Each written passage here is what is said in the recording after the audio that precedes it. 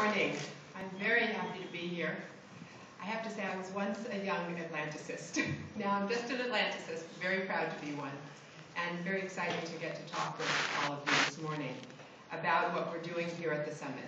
I'll give you a little perspective on how we got here and then describe the key events and what we hope to achieve. Little more than 2 months after President Obama became president, he traveled to Strasbourg-Kiel for the NATO Summit, the 60th anniversary summit. And at that summit, he set forth what he wanted us to do with our most important security alliance, and that was, as he said, we cannot be content to merely celebrate the achievements of the 20th century or enjoy the comforts of the 21st century. We must learn from the past to build on its success. We must renew our institutions, our alliances. We must seek the solutions to the challenges of this young century. And looking out at you today, I have to say, you, the young people of this alliance, will be the ones who will inherit this charge. From the start of the administration, revitalizing our alliances and partnerships has been a foundational element of our work. And I want to acknowledge General Jones, who I think is somewhere in the audience, for the leadership that he provided to us as we set ourselves on this course. The President has repeatedly said that NATO is the most successful alliance in human history, and together we have faced challenges that none could face alone. He views NATO as a unique American asset and as an asset to every country that is a member and a partner of this alliance. At Lisbon in 2010, the President asked us to recapture NATO's potential and focus it on the future. As you know, in Lisbon, there were a number of achievements. France rejoined NATO's military command structures. Allies agreed on a clear process for the transition of security in Afghanistan. And we defined the critical 21st century defense capabilities that NATO requires. Most important, we agreed on a new strategic concept, which is like a mission statement for the alliance in the 21st century. And that brings us to today. Let me describe to you what we've done thus far and what we expect to achieve in the next few hours here in Chicago. The summit opened yesterday with an arrival ceremony just next door in McCormick Place. The President and the Secretary General stood on a stage and greeted each of your leaders individually. And then they moved into the first session, which focused, at the President's request, on NATO's defense capabilities. The key message the President presented to his allies in that session was that we have a package of defense deliverables that we have agreed upon for this summit called NATO Forces 2020, which demonstrate that this alliance is genuinely greater than the sum of its parts. We have been able to transfer command and control for NATO missile defense to NATO.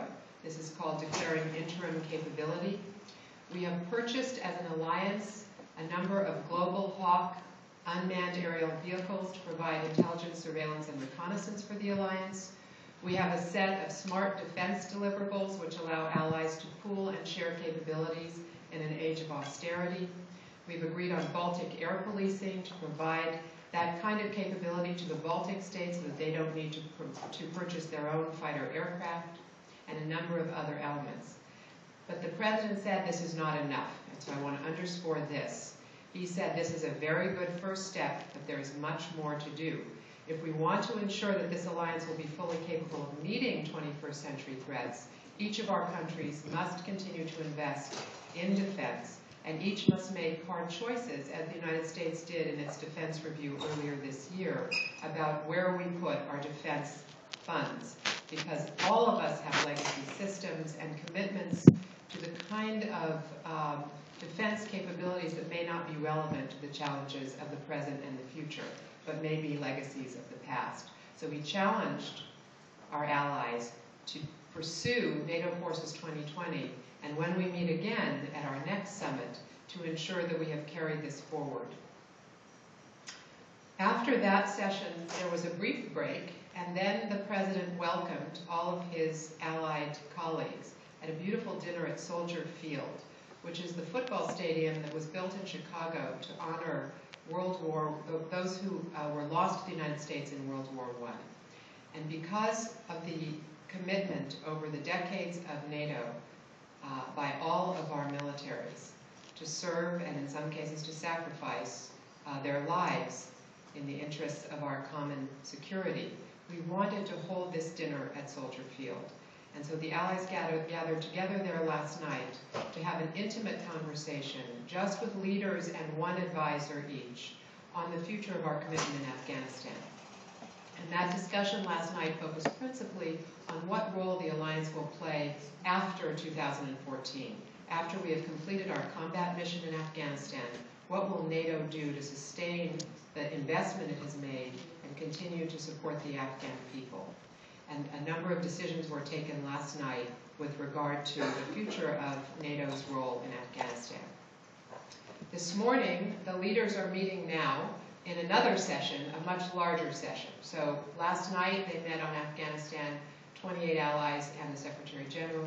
This morning they have gathered in the International Security Assistance Force meeting, which just got underway, and that includes 63 nations and the United Nations and the European Union. And they are meeting to discuss the completion of the transition process that the allies agreed to at Lisbon, and that will lead us to the end of 2014. And they are agreeing on a plan for ensuring that the transition takes place in a deliberate way so that the Afghan forces can increasingly be in the lead and allies can be in a training and advising and supporting role. So they will be discussing that as we speak, in fact, and they'll conclude that session about noontime. At 11 o'clock, the foreign ministers of NATO will leave the ISAF session, and they will gather in a separate meeting with the heads of state representing the countries that aspire to NATO membership. This was a very important session for us at this summit to indicate that although at this summit no new members will be welcomed into NATO, NATO's door remains open to those countries that develop the structures that are necessary and meet the requirements for NATO membership. And so a number of countries will be meeting with the Allied foreign ministers this morning to talk about the path to membership. After those sessions are concluded, there will be another break. There will be some bilateral discussions, and the President will also have an opportunity to see the leaders of the 3 Baltic states that are here in Chicago. And we will then move into our final session of the summit, which is an unprecedented event that the President asked us to create. We have noted in our experience in this administration the critical role that capable partners are playing in the alliance. And I know a number of you represent countries that are not members, but rather partners to NATO. We saw in the Libya operation last year, for example, that partners from the Gulf states and Sweden and others played very important roles in the implementation of the UN resolution in providing both for the strike mission and also for the no-fly zone over Libya. In addition, of course, in Afghanistan and also in Kosovo, in KFOR, there are key contributions made by partners. So the President asked us to find a way to recognize those partners who make a significant difference in NATO operations. What he wanted to do was incentivize continuing cooperation by partners and to encourage NATO to develop new mechanisms for incorporating partners more fully into alliance activities. And so there I'm previewing for you something that hasn't yet been agreed, but it's my expectation that at this partners meeting this afternoon, there will be agreement that the NATO Secretary General should work to develop new modalities, new mechanisms, new processes. Those sound very bureaucratic as words. New ways is a better way of putting it. New ways of bringing partners who have the political will and the military capabilities to contribute meaningfully to alliance operations into the alliance in a way that allows them to have more input into policy development and into conduct of operations and into the after-action process of evaluating how we did in an operation and doing the lessons learned that are necessary to increase alliance capabilities going forward, including the development of important interoperability with our partners. Then